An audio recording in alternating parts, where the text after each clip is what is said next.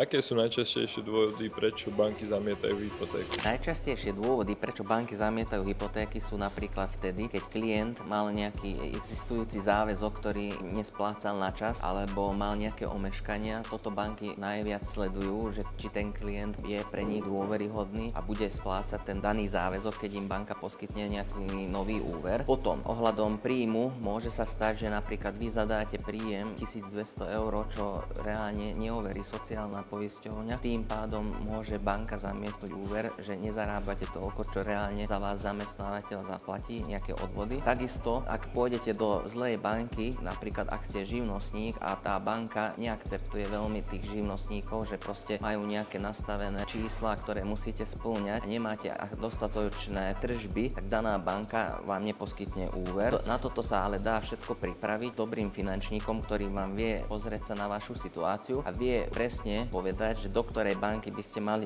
ísť, aby ste mali čo najvýhodnejšie podmienky.